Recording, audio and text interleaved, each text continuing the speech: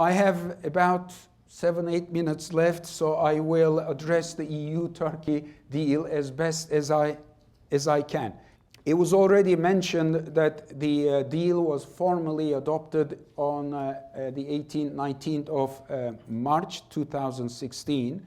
And from my point of view, the logic behind this deal is to try to bring control over the flows of Syrian refugees into Greece and subsequently the rest of the European Union.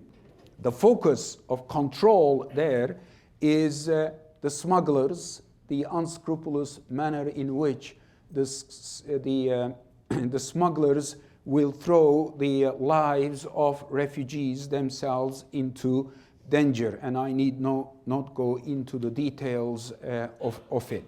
The second aspect of control is the controlling or checking or balancing the manner in which the extreme right in the European Union has been rising and threatening the liberal values of the European Union. And finally, there is growing debate and concern that the crisis itself could unravel the European Union, the kind of debate that also came along with the Euro crisis a couple of years ago. The unraveling dynamics would be driven by individual member states beginning to close down their borders and undermining what I call a jewel of European integration, the Schengen regime, the regime that allows free movement of people and goods within the European Union, and we have seen elements of that taking place over the last couple of months. Very, very briefly, what are the elements of the EU-Turkey deal? There is the part which concerns stemming the flow of refugees based on this one-to-one formula. And here, the people that would be returned to Turkey are those whose asylum applications would be rejected, Syrian refugees, but amongst the 1 million people that have entered the European Union illegally in the course of 2015, only half of them are Syrians. The other half belong to a group of nationalities, to start with Afghans, Iraqis, and others. Afghans, Iraqis, and the others would most probably not be recognized as refugees, but irregular migrants, and it's the bulk of them that would be returned to Turkey. And the critical date there was the 20th of March. The one-to-one deal entails the notion that for each returned refugee or irregular migrant, rejected refugee or irregular migrant, Turkey would be able to send for resettlement one Syrian refugee that had been registered in Turkey. The deal also involves, up to 2018, the sending of 6 billion euros to Turkey. Here there has been some controversy, whereby the media has even published cartoons that have depicted the president of Turkey as a bouncer at the entrance of a club, the European nightclub, if you wish.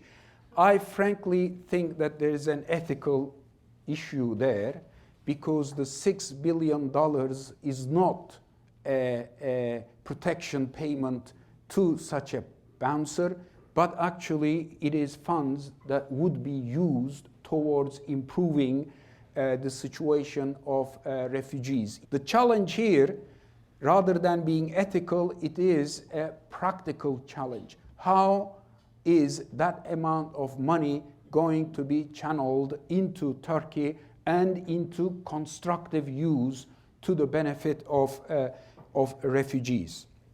Resettlement is another leg of it that goes beyond the one-to-one deal that I mentioned earlier on.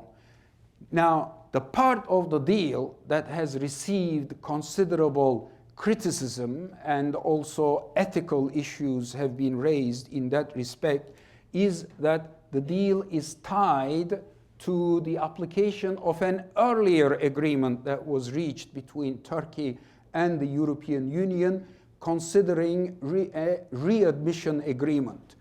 The EU and Turkey, after very, very long and difficult negotiations in 2013, had signed such an agreement in which was also embedded the idea of offering visa liberalization to Turkish nationals, which would allow them to travel to the European Union and within the European Union visa-free. These have very important economic consequences. And that has been, there I use the term, weaved into the agreement.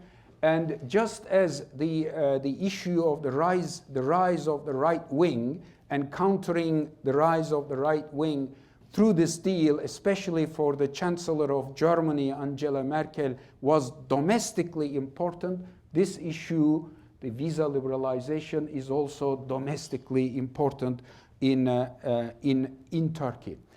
The visa liberalization issue was accompanied with the idea of revitalizing Turkey's accession process, meaning opening up chapters for negotiations and then an eventual, in the long run, conclusion of those accession negotiations for Turkey to become a member of the European Union. As I approach the end of my presentation here, what are some of the ethically problematic issues in that deal from my point of view? One is that the deal does come across to the public and many observers as a very crude deal, a deal based on a very crude form of bargaining. And the fact that the Turkish Prime Minister, on the heels of the deal being sealed, made references to a town in Turkey that is very much associated with the ability to bargain in the business sense of the word, did not help issues, and it gave the impression as if this deal is to benefit the EU and Turkey, leaving Syrian refugees in the background.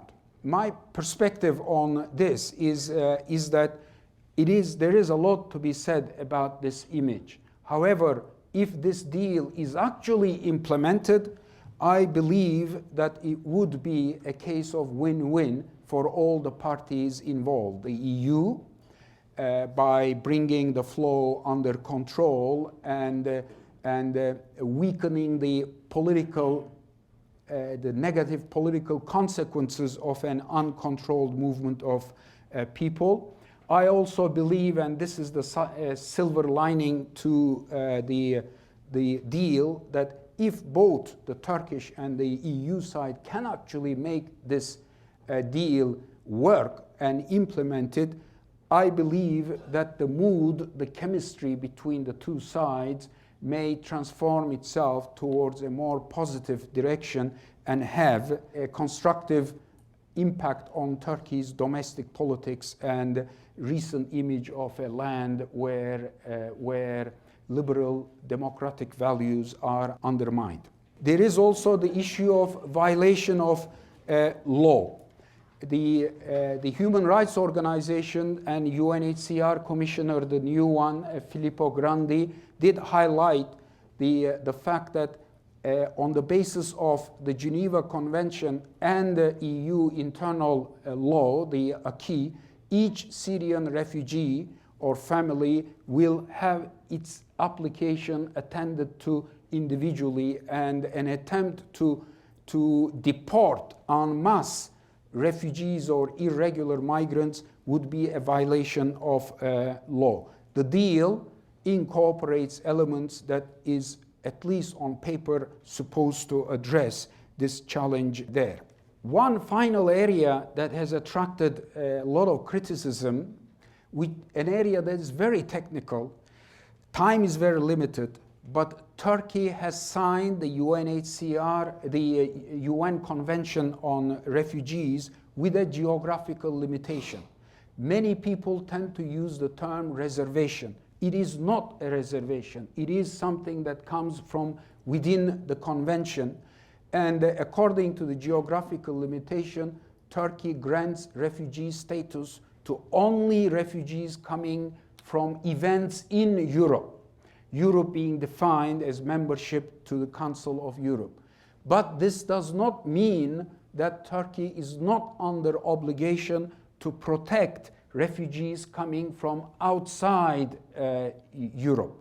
And that protection is ensured by a regulation that was adopted in October 2014 that lays down the terms of that protection, which extends to provision of health services, education, and very recently access to the labor market.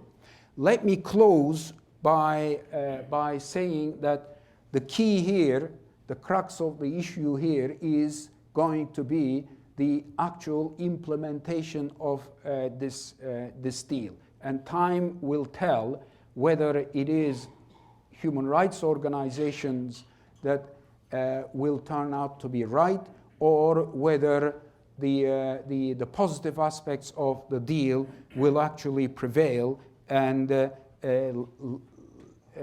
culminate in a situation where the lot of the Syrian refugees will improve.